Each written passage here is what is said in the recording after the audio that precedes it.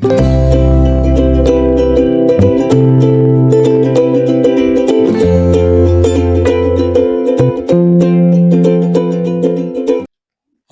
আলাইকুম। সম্মানিত দর্শক, আজ আমরা ফিউচার সিম্পল বা ইনডেফিনিট টেন্সে ভার্বের রুলস নিয়ে আলোচনা করব। আজকে থাকবে ফিউচার সিম্পল বা ইনডেফিনিট টেন্সের একটি প্যারাগ্রাফ এবং প্যারাগ্রাফে ব্যবহৃত ভার্বের রুলস আলোচনা। প্যারাগ্রাফটির সেন্স ট্রান্সলেশন বা ভাব অনুবাদও থাকবে। অনুশীলনের জন্য থাকবে আরও কিছু সেন্টেন্স।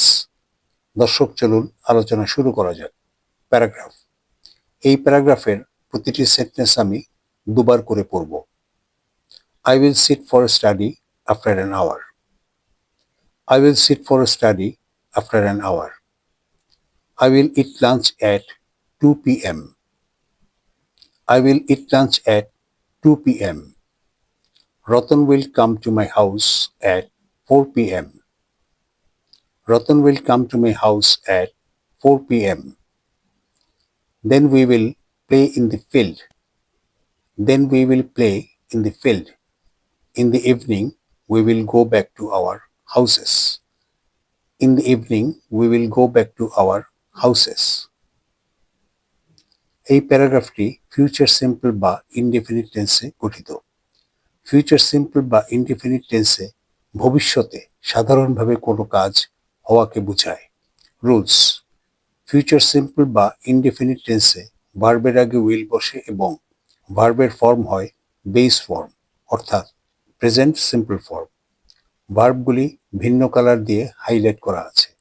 সেন্স ট্রান্সলেশন, ভাব অনুবাদ। আমি 1 ঘন্টা পর পড়তে বসবো। আমি দুপুর 2টায় দুপুরের খাবার খাবো। রতন বিকেল 4টায় আমার বাসায় আসবে। তারপর আমরা মাঠে খেলব। সন্ধ্যায় আমরা আমাদের বাড়িতে ফিরে যাব। অনুশীলনের জন্য আরও কিছু sentence. I will study. We will run in the field. You will sing. He will go to the market. They will take a rest. Rana will talk to his brother. সম্মানিত দর্শক, আজকের মতো এই পর্যন্ত।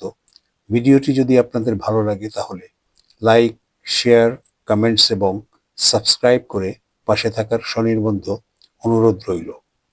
আপনাদের মন্তব্যের প্রতি পূর্ণ সম্মান। আল্লাহ হাফেজ।